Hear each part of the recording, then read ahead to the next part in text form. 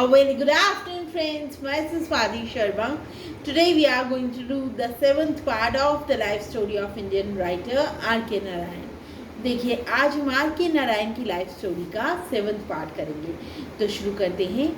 Narayan had a daily journal which he later added to his book.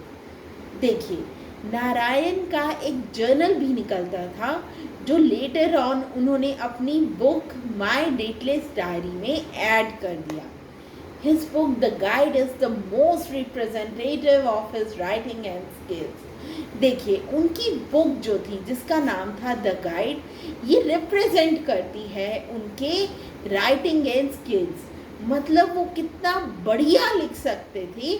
ये जो book है the guide है, ये बताती है, ये पोर्ट्रे करती है, ये शीशा है जिसमें नज़र आता है कि वो कितने अच्छे राइटर थे, कितने गुणी थे. For this book he won the साहित्य अकादमी अवार्ड in 1960. देखिए इस बुक के लिए उन्हें साहित्य अकादमी अवार्ड भी मिला 1960 में. Narayan published another hit. उन्होंने एक और हिट पब्लिश की जिसका नाम था the man eater of Malgudi in 1961.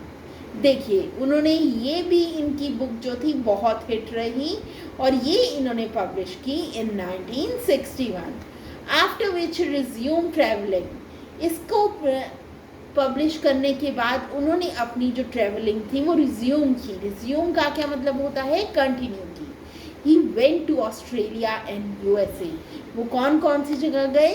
Australia गए और यूएसए गए. He lectured about Indian literature in Adelaide, Sydney and Melbourne. देखिए उन्होंने इंडियन लिटरेचर पे लेक्चर दिए एडिलेड, सिडनी और मेलबोर्न में 3 हफ्तों तक. And the trip was funded by an Australian writers group. देखिए ये जो ट्रिप थी ये किसने फंड की थी? उनकी ट्रिप ये फंड की गई थी ऑस्ट्रेलियन राइटर्स ग्रुप की तरफ से. His success was treating him well. देखिए सक्सेस उन्हें बहुत अच्छा ट्रीट कर रही थी, मतलब उन्हें बहुत सक्सेस मिल रही थी. आप किसी को कहते हैं कि this thing is treating him well, मतलब उसका बहुत फ़ायदा हो रहा है, बोथ लिटरेरी एंड फाइनेंशियली. देखिए उनकी जो सक्सेस थी वो लिटरेरी ही नहीं उन्हें बेनिफिट कर रही थी, फाइनेंशियली भी बेनिफिट कर रही थी. He had a large house in Mysore. देखिए उनका एक बहुत बड़ा घर था मैसूर में. Started writing for magazines. देखिए उन्होंने लिखना शुरू कर दिया मैगजीन्स के लिए, न्यूज़पेपर्स के लिए.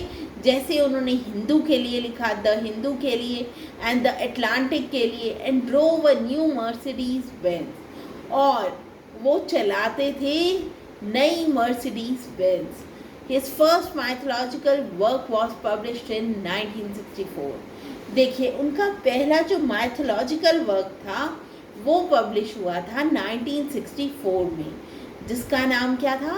Gods, Demons and Others, a short story collection from Hindu epics.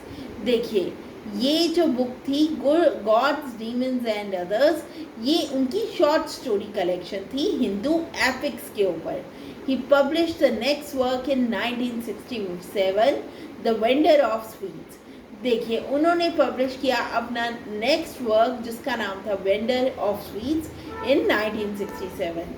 So friends, that was all about it. We'll continue the story in the next part. Thank you.